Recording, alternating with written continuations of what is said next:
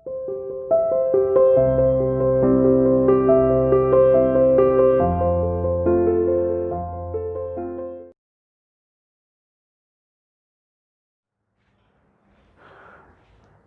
to CR International School online classes. Hello students, our today's topic is conductivity, molar conductivity and equivalent conductivity. Okay? और last video में बेटा मैंने आपको कुछ topics ये पढ़ाए थे, कंडक्टेंस, रेजिस्टेंस, है ना, स्पेसिफिक रेजिस्टेंस, और एक और था बेटा स्पेसिफिक कंडक्टेंस, है ना, जिसको हम कंडक्टिविटी बोलते हैं. तो यहाँ कंडक्टिविटी तक का टॉपिक तो मैंने आपको लास्ट वीडियो में भी क्लियर कर दिया था. बट मुझे थोड़ा इसको आगे ये टॉपिक कंटिन्यू करने से पहले एक बात बता दूँ आपको कि आप इन टॉपिक्स को बेटा सीरियसली लेना. आप लोगों को ये लगता है शायद इलेक्ट्रोकेमिस्ट्री से कुछ टॉपिक जो रिड्यूस हुए हैं उनमें ये सब तो है नहीं अब, तो इनको पढ़ने से क्या फ़ायदा. बट एक्चुअली जो आगे हमारे कुछ टॉपिक्स बेटा इस चैप्टर में हैं जो मोलर कंडक्टिविटी पे बेस्ड हैं, इक्विवेलेंट कंडक्टिविटी पे बेस्ड हैं, और ये दोनों चीज़ें इक्विवेलेंट और मोलर कंडक्टिविटी बेटा किस पे बेस्ड हैं, वो इन सारी चीज़ों पे बेस्ड है. Is it clear? तो आपको इन फ्यूचर इस चैप्टर के जो आगे के टॉपिक जो आपके रिमूव नहीं हुए हैं केवल इस साल के लिए, वो बेसिकली इस पे बेस्ड हैं, और ये किस पे बेस्ड हैं, इस पे बेस्ड हैं. ठीक है ना. तो इनको सीरियसली लेना. ये नहीं कि अपना नेट से सिलेबस निकाला जी सर तो ये टॉपिक पढ़ा रहे हैं जो सिलेबस में नहीं है. ठीक है नहीं, तो इसलिए इसको थोड़ा इंपॉर्टेंस देना. चलो बेटा, तो शुरू के 5 मिनट्स में मैं आपको रिवाइज़ करा देता हूँ जो मैंने आपको कंडक्टिविटी तक का लास्ट टॉपिक पे पढ़ाया था. ठीक है. तो देखो सबसे पहला टॉपिक हमारा क्या है, कंडक्टेंस. तो देखिए आप चैप्टर की स्टार्टिंग में जाइए, याद करिए मैंने चैप्टर की स्टार्टिंग किससे कराई थी, कंडक्टर. तो कंडक्टर क्या था बेटा, वो सब्सटेंस है ना which having the tendency to flow the charge through itself. ऐसे सब्सटेंस जो अपने थ्रू चार्ज को फ्लो कराने की टेंडेंसी रखते हैं वो सब्सटेंस हमारे क्या कहलाते हैं बेटा, कंडक्टर. और उनकी ये जो प्रॉपर्टी होती है बेटा, है ना, कि कितना ईजिली, द ईज जो कहना चाहिए, प्रॉपर्टी कहना चाहिए, मतलब प्रॉपर वर्ड है द ईज. ठीक है. तो कंडक्टेंस इज द ईज, ठीक है ना, फॉर फ्लोइंग द चार्ज या to flow the charge through itself by an electrolyte. तो किसी भी इलेक्ट्रोलाइट के थ्रू, है ना, अपने थ्रू जो चार्ज को फ्लो कराने की जो टेंडेंसी है बेटा, ईज है, उसको हम क्या बोलते हैं बेटा, कंडक्टेंस बोलते हैं. क्लियर हुआ पॉइंट? देखो कंडक्टेंस और कंडक्टिविटी में थोड़ा सा अंतर आएगा क्योंकि जनरली हम क्या लेते हैं प्रॉपर्टी को मैच कर जाते हैं जी कंडक्टिविटी से. तो किसी इलेक्ट्रोलाइट की चार्ज को फ्लो कराने की जो प्रॉपर्टी दैट इज कंडक्टिविटी. थोड़ा सा माइन्यूट सा डिफरेंस है ना, कंडक्टेंस और इनमें थोड़ा सा. तो कंडक्टेंस समझ में आया कि इट इज़ द ईज, है ना, to flow the charge through itself by an electrolyte. किसी भी इलेक्ट्रोलाइट का अपने थ्रू चार्ज को फ्लो कराने की जो ईज होती है, समझ में आया ना, तो वो हमारी क्या कहलाती है बेटा, कंडक्टेंस कहलाती है. और इसको कैपिटल सी से रिप्रेजेंट करते हैं. Is it clear? फिजिक्स में शायद रिप्रेजेंटेशन बदले बट हमारे यहाँ तो इसका सी में रहता है. ठीक है बेटा. चलो अब देखो, अब ये डिपेंड किस पे करता है, याद करो मैंने आपको एक इस टाइप से करके बताया था कि हमारे पास मान लो कोई मेटल का वायर है, उसमें डिफरेंट कॉपर का वायर है, तो कॉपर के एटम्स होंगे बेटा, है ना. तो हमने मान लीजिए उसकी विड्थ बढ़ा दी, है ना, चौड़ाई बढ़ा दी. इसको मैंने क्रॉस सेक्शन एरिया से दिया था, याद करो कि क्रॉस सेक्शन एरिया क्या है बेटा, बढ़ गया, है ना. एक कंडीशन तो ये बनाई थी मैंने, आप याद करिए. एक मैंने क्या बनाई थी, आपके पास लेंथ है ना, तो क्रॉस सेक्शन एरिया तो अभी भी सेम है, क्रॉस सेक्शन एरिया तो बेटा अभी भी सेम है दोनों वायर्स का. ठीक है. बट क्या हुआ, नंबर ऑफ एटम्स जो हमारे पास क्या है, नंबर ऑफ एटम्स जो है बेटा, जब वायर की लंबाई बढ़ गई तो नंबर ऑफ एटम्स बढ़ जाएंगे. तो ये मैंने पूरी मैकेनिज्म उस दिन बताई थी, अब मैं पूरा डिफाइन नहीं कर रहा कि बेटा जो हमारा चार्ज है फ्लो करने में, जैसे इलेक्ट्रॉन फ्लो आते हैं, इलेक्ट्रॉन करते हैं, तो इन एटम्स के थ्रू, कैरियर कौन है, ये एटम्स, इनके थ्रू ही तो चार्ज आगे, इलेक्ट्रॉन 1 आगे जाएगा. तो जितने ज़्यादा नंबर ऑफ एटम्स होते हैं और उनके बीच का जो फोर्स होता है बेटा, ठीक है नहीं, क्योंकि आप जानते हो जैसे जो मेटालिक कंडक्टर होते हैं इसमें क्या होता है, जो जब ये इलेक्ट्रॉन को फ्री इलेक्ट्रॉन्स को लूज़ कर देते हैं बेटा, है ना, और तो पॉजिटिवली चार्ज कर्नल बनती हैं. तो बहुत सारी पॉजिटिवली चार्ज कर्नल होती हैं, फ्री इलेक्ट्रॉन्स होते हैं. ठीक है. इनके बीच एक अट्रैक्शन भी होता है और एक रिपल्शन भी होता है. जब इलेक्ट्रॉन बाहर से एक्सटर्नली आएगा बेटा तो रिपेल करके 1 बाई 1 फ्लो कर जाता है. ये मैकेनिज्म सब मैं पहले भी पढ़ा चुका हूँ आपको जब कंडक्टर पढ़ाए थे. और जब, लेकिन अब आप बताओ कि जैसे वायर की लेंथ बदल गई, ठीक है, तो अब नंबर ऑफ एटम्स भी बदल गए, तो बेटा क्या होगा कि क्या उसी फ्लो से, क्या सेम उसी टाइम पीरियड में करंट फ्लो कर जाएगा, वो बदलेगा ना थोड़ा सा. ठीक है ना. और नंबर ऑफ एटम्स भी बदल गए तो ज़्यादा एटम्स के थ्रू जाएगा, तो क्या जो फ्लो करने का रेट रहेगा, है ना, जो आसानी रहेगी, जो वे रहेगा, जो ईज रहेगी, क्या सेम रहेगी? नहीं रहेगी ना.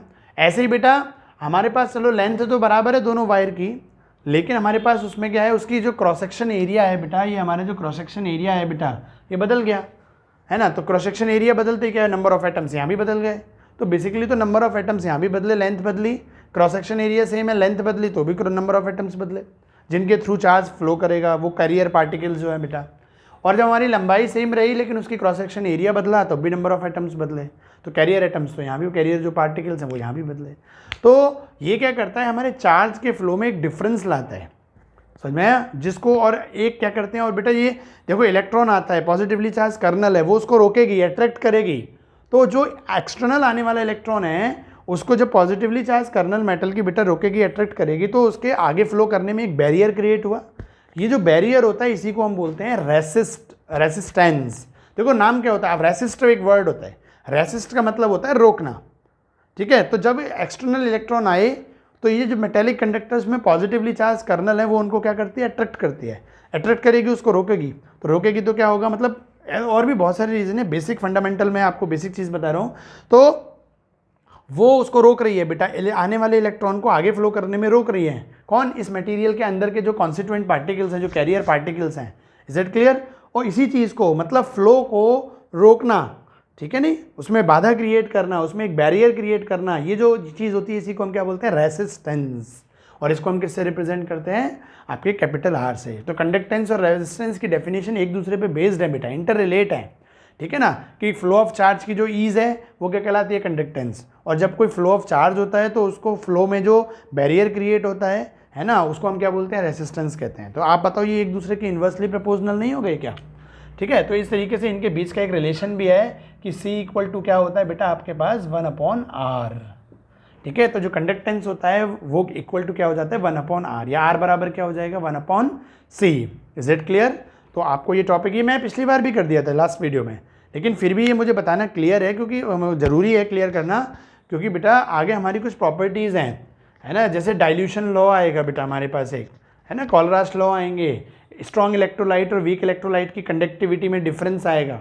तो आपको ये छोटे छोटे पॉइंट्स पता होने चाहिए। जब आपको ये बेसिक थ्योरी क्लियर होगी तब आप वो आगे की चीज़ों को अच्छे से समझ पाएंगे।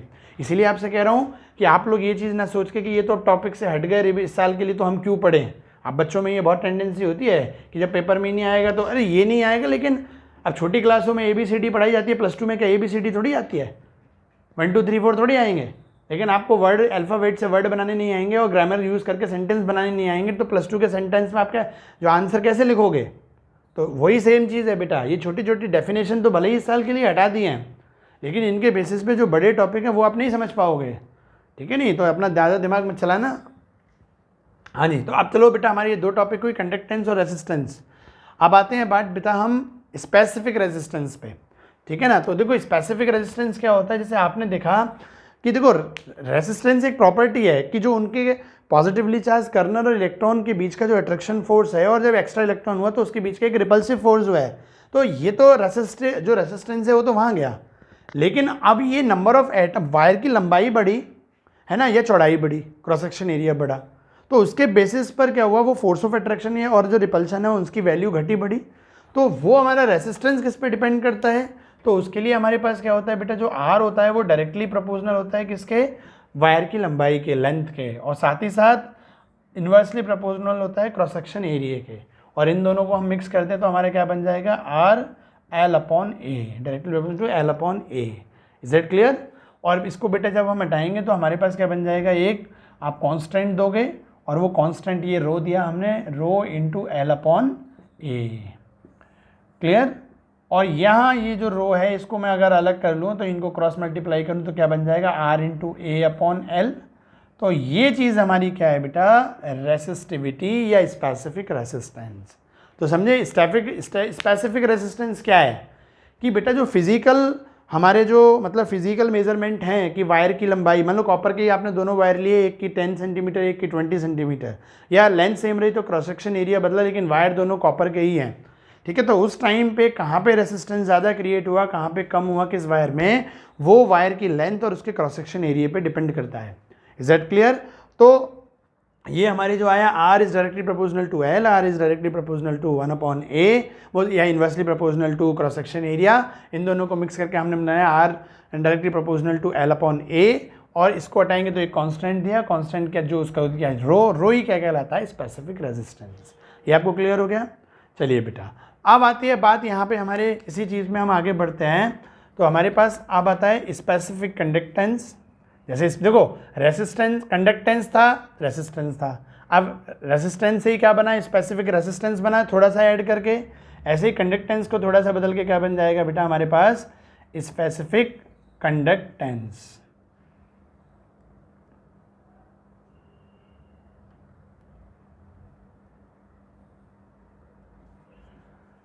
तो देखो हमारे पास क्या रहता है, स्पेसिफिक कंडक्टेंस, और इसका दूसरा नाम क्या रहेगा, एक आपके पास कंडक्टिविटी। क्लियर। और इसको रिप्रेजेंट किया जाता है स्मॉल के और बोला जाता है कप्पा। ठीक है बेटा, क्लियर। इसको बोला क्या जाता है बेटा KAPPA, कप्पा। कापा बोलो, कप्पा बोलो। ठीक है। तो अब ये होता क्या है बेटा, तो आप देखो सीधी सी है, जो हमारा कंडक्टेंस है वो 1/R है। ठीक है, मतलब कंडक्टेंस इक्वल टू 1 रेसिस्टेंस। तो ऐसे ही बेटा स्पेसिफिक कंडक्टेंस क्या होगा आपका, तो स्पेसिफिक कंडक्टेंस भी हमारा क्या होता है 1 स्पेसिफिक रेसिस्टेंस, 1/ρ। सिंपल सा मैटर। देखो सीधा सा फॉर्मूला याद रखने का वे क्या है, कंडक्टेंस इक्वल टू 1/R, तो specific conductance equal to 1 specific resistance. भाई कंडक्टेंस इक्वल टू 1 रेसिस्टेंस, तो specific conductance equal to 1 specific resistance. अब स्पेसिफिक रेसिस्टेंस की वैल्यू आपने बेटा अभी निकाल रखी है रो की, वो आप यहाँ पुट कर दो। तो रो बराबर क्या है R इंटू A/L। अब इसको बेटा जब आप क्रॉस मल्टीप्लाई करोगे तो आपका क्या बन जाएगा भाई, आपके पास LR है ना, 1/R तो यही रहा, और इंटू L ऊपर चला जाएगा बेटा L/A। ये सिंपल मैथमेटिक्स है। तो आपका ये फार्मूला बना। अब देखो इसी को मैं यहाँ लिख लेता हूँ, तो आपके पास क्या बन जाएगा 1/R। तो देखो 1/R को बेटा मैं ये लिख सकता हूँ, 1/R आपके पास C होती है, तो C इंटू L/A।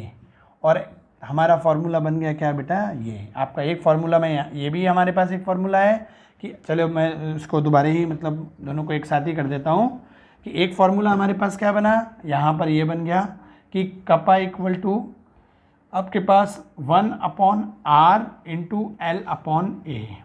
ठीक है।